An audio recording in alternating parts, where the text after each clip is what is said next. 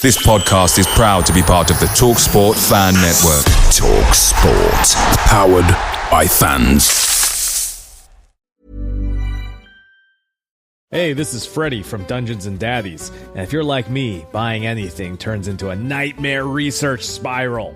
But listen, if you're trying to upgrade your phone, I'm about to save you from yourself. Because right now, you can get the new iPhone 16e with Apple Intelligence for when you switch at your nearest Boost Mobile store. That's a brand spanking new iPhone 16e for the incredible price of $49.99. Plus, you're getting all the latest Apple Intelligence features too, like Cleanup, which removes distractions from photos with just a tap. Visit your nearest Boost Mobile store for full offer details. Apple Intelligence requires iOS 18.1 or later. Restrictions apply. Summer's here, and it's time to bring the heat in a new Honda. Head out on an unforgettable adventure. Or take a sporty sedan for a spin. All while driving with confidence. Check out the Civic, Accord, or HR-V during the Honda Summer Event.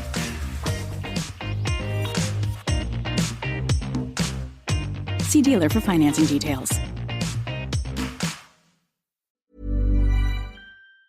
This podcast is sponsored by AMG Logistics and in association with the Birmingham City Official Supporters Clubs. I'm your host, Craig Courtney, and we're looking forward to the next Blues game and finding out what our opposition fans think. Sit tight and enjoy the next edition of The Away End. Hi, welcome to another edition of The Away End. We are today looking forward to match day 2 in the league, where Birmingham are coming up against Blackburn Rovers at Ewood Park. This comes after the season opener of 1-1 against Ipswich, where, well, I'm going to say it as a Birmingham fan, we were robbed by a referee who, firstly, should never have disallowed the first goal, and most definitely should not have given a handball for something that never was. We go in with that, though, after a real good run, and we want to continue that run as Birmingham fans in the league. We are going to the first time in just over, in fact, since 2023, November 2023, to Ewood Park to play a game. But this time we will be backed by a phenomenal 7,033 away fans. We are filling, ladies and gents, behind the goal. So you can imagine there's going to be a fair racket made. We're hoping to break a horrible run as Birmingham fans that have seen us lose 4 of the past 5 games at Ewood Park in the league. And we drew the other one. So I think it's about time that we are due a win and continue to build that momentum as we go forwards in the league. Rovers, though, are going into their first game at home after a 1-0 defeat against the Albion at the weekend. Very early goal, and I think from what I have seen, a close game afterwards where there are opportunities for both teams to take that forwards. And we'll hear a little bit more shortly in regards to that. I'm joined this evening by Mike Beattie from the Blackburn End podcast. So, Mike, thank you very much indeed for joining us on the Away End. Yes, mate. Cheers for having me on. It's nice to talk football and proper games rather than pre-season. It's. I just hope that I'm going to be the more positive one after this weekend out of the two of us. Well, we can hear as well. So, ladies and gents, just so you're not aware and you're not wondering what's going on, but Mike actually is from the Midlands, but he's a Blackburn fan. So the accent, it doesn't really give it away. Yes. But as you can see, the shirts in the background definitely show who he supports. So we go into the game against Blackburn, where we're actually seeing over the years and all of the games that have been played, actually a very close set of results between the two clubs. Birmingham have won 50 games in all the years that we've played against each other, whereas Blackburn have actually won 53. We've drawn the remaining 35, so it's very close when it comes into this. From the last 5 games, 2 wins, 2 losses and a draw. So who knows what's going to happen at the weekend. The last time we played was February 2024, which ended in a Birmingham 1-0 win. However, that was at St Andrews. So, Mike, tell us a little bit about what we can expect from the Blackburn side at the weekend. A side that I think it's fair to say, after many managerial reshuffles, very similar to that of Birmingham, you seem to be getting more of a settled side, and towards the end of last season, we're pulling out some good results. And I think your home form actually is very good as it came to the back end of last year, and as you then start with us now. Yeah, I think last season we kind of need to ignore now as a fan base, because we've had so much change over the summer. We've lost quite a few players, some by design, some that we obviously wanted to keep and they still left. Tyrese Dolan being one of them. I know he was a player that you guys were looking at. He was a very tricky winger. We couldn't agree on a contract for various reasons, and now he's gone to Espanyol. We've lost Callum Britton, who was someone at right back who was very talented. He's now gone to Borough. So we have lost some players, but I feel like we're two clubs that are very similar. We've had these dodgy owners for quite a while, just like you guys have. And we've both had John Eustace come in and do different, various pieces of work. For us, when Eustace came in, he changed the ethos of the club. So we were someone that was quite young. We like to bring the youth players through and so on and so forth. And then he came in and he was then going for the Deion Sandersons of the world and wanted to have a little bit more experience. And whilst it worked really well, after saving us from a relegation battle, it kind of came away from that club ethos that we had. And now Ismail's come in. Last year, he was dealt with the cards he was he had to deal with the cards he was dealt, and he finished the season quite strong. And I think a lot of people are going to look at that like you just done, but a few games before the end of the season, we'd all written it off, and we was just thinking we was just a mid-table side, and everyone just gifted us these results. They were all losing. We were starting to win, and at one point on the final day, we was in 5th place, looking to get into playoffs. But a lot's changed since then. The summer's happened. There's a lot's happened in that time. Players have left. The manager's been backed with a bigger contract than previous managers, and we've got new people now making the decisions on players, and we've seemed to have gone bigger, faster, stronger, more athletic players. So I think from a Blues supporter, you're probably, from the last time you played us, you're probably just going to see a little bit of difference there, because we were quite small, we were quite slow. And whilst we had the likes of Sam Smodics, who was just banging them in, the last time we played you, John Ruddy gifted us the game, because I felt like it was actually quite poor that day, and 4-2 didn't tell the result. And looking back at the game now, I remember talking about it after and being really worried about our performance that day. And if it wasn't for John Ruddy, you would have won that game. So I think now what you can expect from us is a team in transition, a team that's trying to figure things out, but we will be faster, we will be stronger.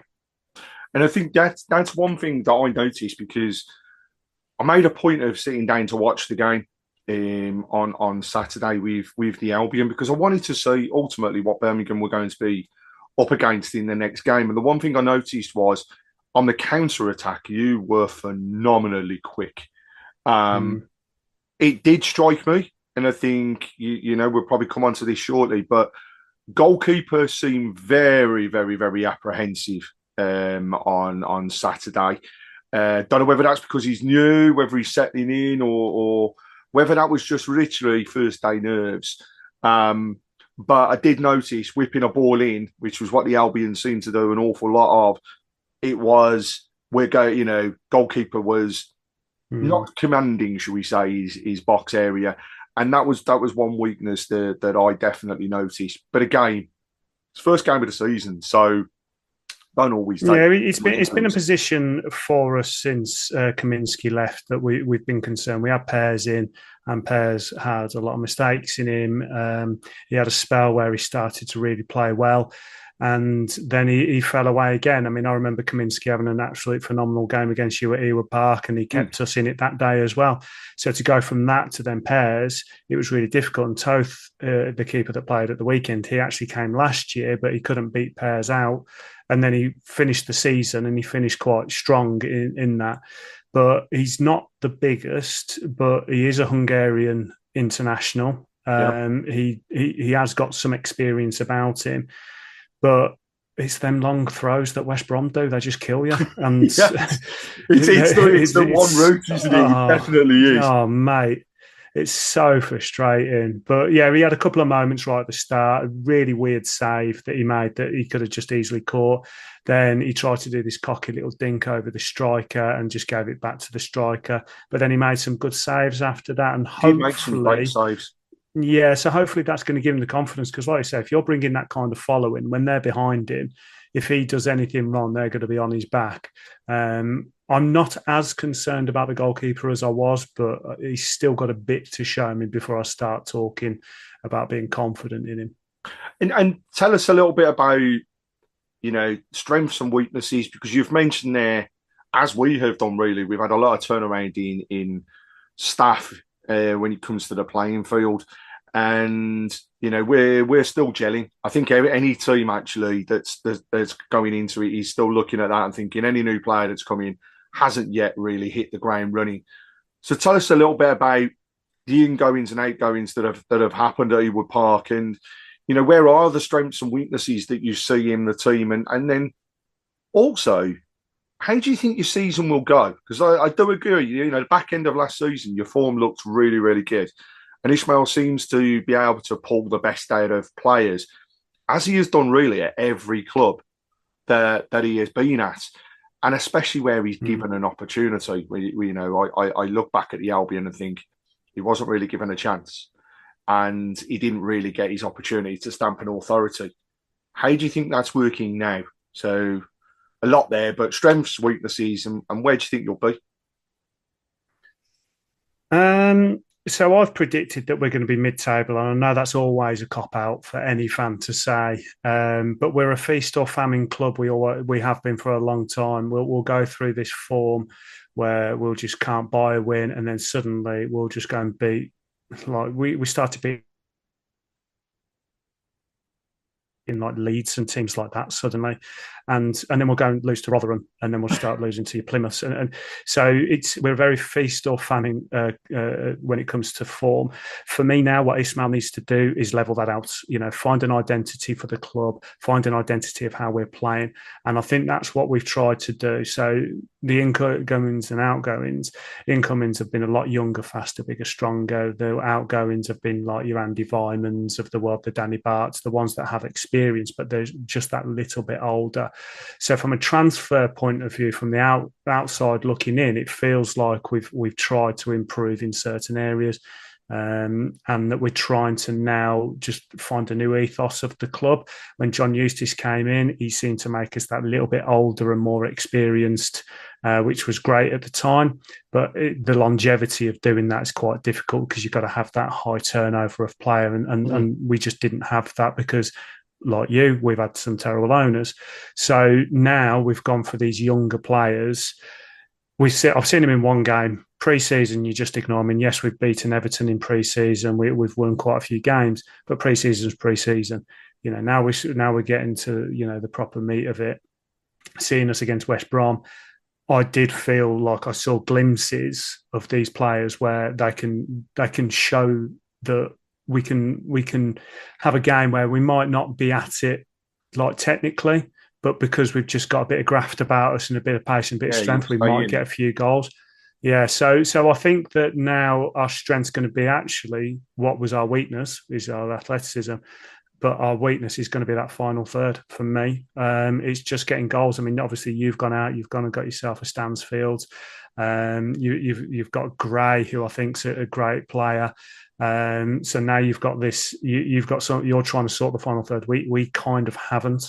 And that's the concern for us. So we've got Ohashi. I think he's someone that you guys probably have heard of because I think he was linked to you at one point as well. But it's the creativity in that final third. I think some of our decision making isn't quite where it needs to be in a very competitive league.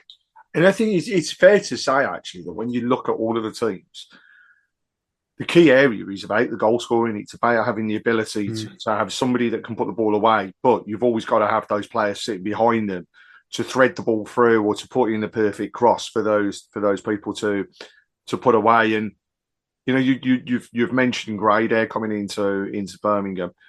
In his first game, he was nullified by an Ipswich side who for me they targeted him to make sure they kept him out of the game. But when he did, actually get on the ball and have those little glimpses, you could see that was still there. You could tell he had quality. The danger man for me is the person that I still feel when he gets off the ground and scores his first goal, he's going to go on to get an absolute sackload, and that's Kyojo. And he was the person that looped the ball, the post for Stansfield's finish against Ipswich. He was the guy that had the goal that should never have been ruled off. And I just think, his talent and what they've brought into the club at the moment is phenomenal. We're actually very similar to yourself. We've taken a bunch of youngsters who are keen and eager to show what they can do in order to build for the future. And you have got to sometimes take that dramatic step away from, we're going to have the people that we know we can trust. So actually, do you know what? Give them a go. If you don't play the youngsters, you'll never know whether they can cope. And we're two clubs that need to have that. You can't. We can't go and spend. I know you've got some owners that are backing you now, but we can't keep going and spending money all the time. You need these young players to be coming through. You're going to make some signings that are quite risky, but if you look after your academy like you guys have been doing, like I've been, like I've seen at my club as well, I think you're going to start seeing the fruits of your labour with that. From the outside looking in, because I watched the game on Friday as well, and I've watched quite a lot of Blues games over the years. I'd say that you're definitely a team that runs off emotion and the fans. Oh God, yeah. And you can tell when your fans are positive, the team just runs completely differently. The first goal, I know that I can kind of understand why that one wasn't given. I don't want to start everyone getting into the comments having a go at me. This is just outside looking in. I do a lot of coaching. I've done my badges, and I've literally just been doing some stuff to do with referees courses, and I was watching it, and I can understand why it wasn't given, but I actually think that kind of helped liven you up a little bit more, because it actually made you quite angry. Yeah, and I think it actually calmed you down. And yes, okay, if the goal goes in, it might have been different, but I think you might have sat back as well. So I can see that there's a lot of positives happening at Blues now with these signings, and I think that. Hey, this is Freddie from Dungeons and Daddies, and if you're like me, buying anything turns into a nightmare research spiral. But listen, if you're trying to upgrade your phone, I'm about to save you from yourself. Because right now, you can get the new iPhone 16e with Apple Intelligence for when you switch at your nearest Boost Mobile store. That's a brand spanking new iPhone 16e for the incredible price of $49.99. Plus, you're getting all the latest Apple Intelligence features too, like Cleanup, which removes distractions from photos with just a tap. Visit your nearest Boost Mobile store for full offer details. Apple Intelligence requires iOS 18.1 or later. Restrictions apply. Like I said, this is outside looking in. I think you're getting the right balance with your signings right now. I just think that this weekend you could be playing us at a good time. I think because we're both in transition, but you're further along in the positive side of the transition than we are. So you've got this really nice base level of, so when you're adding to it, you're adding to positivity, whereas we've got negativity. So our positivity is starting a little bit lower down. So I'm a bit concerned about this weekend, because I do think that the signings you guys have made have been positive. Stansfield does worry me a little bit. I mean, he can start a fight in a room on his own. But I think you've just got so much energy in that team. And now you're adding Gray in as well. I think once you guys settle down, I think you're going to get some really good results this year. And so, where do you think then the weaknesses are within the Rovers team at the moment, if there are any? It's going to be that final third. It's got to be that final third. Our creativity is just not there. It's as soon as we get into that final third, our decision making, our penetration, trying to get the ball through, it's just not there. There was a couple of times at the weekend, and I know it's easy for us to see from the stands, in hindsight, it's 2020, but you're looking at some of the decision making. It's just not quite there. Like there'll be a time they cut it back, and we recycle the ball when it's, do you know what, just stick it across the area, someone will go in, you never know. Like let's just chuck it in all over there. and it goes in off their backside, it's those exactly everybody cries out for. Exactly. So I think it's that final third. We've got some raw players. We've got a left winger, Augustus, that is a very fast player, this Augustus Cargbo, but he's extremely raw. And we've had to make some risky signings because of the running of the club. A lot of the money we've made has gone back into the running of the club. So the signings that we're making have been quite risky, low value, high risk. But I think if at the weekend he plays and he comes at you quite fast, I think you're going to be getting a few yellow cards, I hope. And then that's what happened against West Brom. He came on. He's the guy that I think you was alluding to at the start. Yep. And Furlong got himself sent off. I think there was 3 yellow cards on him in the first 10 minutes of that second half. So I like to think that our identity now is getting a little bit more athletic. We just need to try and settle on that technical side in that final third. Excellent. Well, now I'm going to test your knowledge a little bit because I've got to say, I've done these on many occasions now, and this is where I'm going to ask you to name 5 players that have represented both clubs. Now, I'm going to say this should be pretty easy because the list of names that I found, and it's probably not all of them, but was phenomenal, actually. And when we look at some of the names, they stand out an absolute mile. So before we go into the prediction time, can you name 5 players that have represented Birmingham and Blackburn in either loan or permanent moves? Well, it helps that, living around here, I've seen quite a few down Broad Street in my time. David Dunn being one of them. Indeed. I was a bit gutted when you signed David Dunn, and I saw him down Broad Street, and he was pretty drunk. But yeah, I mean, you've had Barry Ferguson, Dwight York. Indeed. I don't want to mention Dion Sanderson because he was terrible, but we'll mention him. Savage, David Bentley. Yep. Scott Dan. Scott Dan at the back. Yeah, solid player. There's so many, and I mean, you've mentioned some there, but we've also some names that people won't know that stand out as much. Jason Lowe, Josh Swan. You've mentioned David Dunn, Alex Bruce, which I've got to be honest, I didn't realise Alex Bruce had represented both clubs. So that was a new one to myself. You mentioned, obviously, Mr. Savage and Dwight York. Martin Tiny Taylor, what an absolute he is. Damian Johnson, absolute legend. I think he's still part of backroom staff now. Backroom staff. And then Jeff Kenner. I mean, I absolutely loved that guy. Being an old friend myself, he was superb. He won the Premier League at a club, didn't he? He did indeed. Alan Kelly. So you had to get that little bit in. Yeah, there is that one. To get something positive in. Alan Kelly, goalkeeper. Mike Gould. I mean, legend. Yeah. He was our first £1 million signing, he was. And going back over the years, then we've got Paul Shepston, Andy Kennedy, Mick Rathbone, Gordon Taylor, of course, legend of both clubs, Bill Smith and Tommy Briggs. So there's some phenomenal names. And then, like I say, that's probably not all of them. So, weekend, I've already mentioned, massive following from a Birmingham perspective. It's going to be very loud in that Blue Nose End, and we'll be back in the Boys to the Hill. But what does your head say the result's going to be, and what does your heart say it'll be at the weekend? I'm glad you've asked me to, because they are saying something different. Obviously, I've got a lot of mates, we've got a lot of family that are all Blue Noses, so I'm desperate to beat you. Absolutely desperate.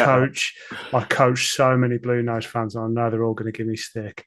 So, but my head says, and I know it's boring, but my head says a draw. I do think that we may take the lead. I think the first 10, 20 minutes are going to be massive in this game. I think the ref is going to make a big impact as well. As much as he shouldn't, I think he will, because it's the AFL. I think we'll take the lead. I think you will equalise, and it'll be 1-1 at half time. and I think the second half will be relatively drab.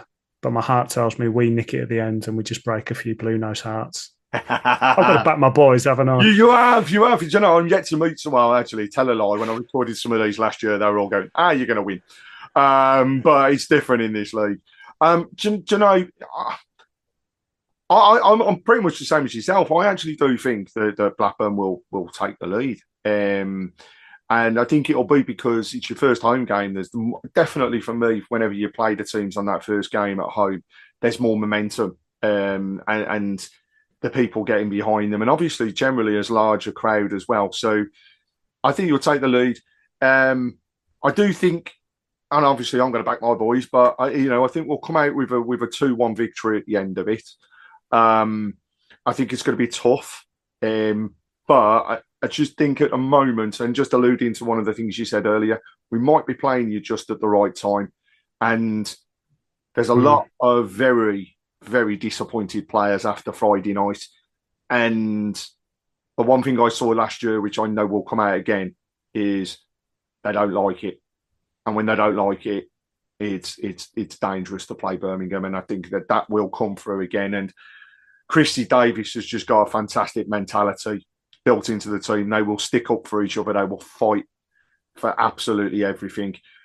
And if we see Newman the way that we saw Newman on Friday night, he was just a colossus. Nothing was getting past him. So I'm going to stick with the prediction of a 2-1 win, but I do think it's going to be tough. However, we need to break that horrible duck at Ewood Park, and I am desperately hoping in front of those 7,000 plus that this weekend is going to be the one. So, Mike, thank you very much indeed for joining me to run through all of the areas of Blackburn ahead of our tie in the EFL Championship. Let's hope for a great game, a great atmosphere, and some fun on the day. The weather's going to be good, no doubt. The beer will be flowing, and everybody, please be well behaved. So, Mike, thank you very much for joining us on the away end, which is in association with AMG Logistics and the Birmingham City Official Supporters Clubs. Here's to a great season for the rest of us, and thanks a lot, and keep right on.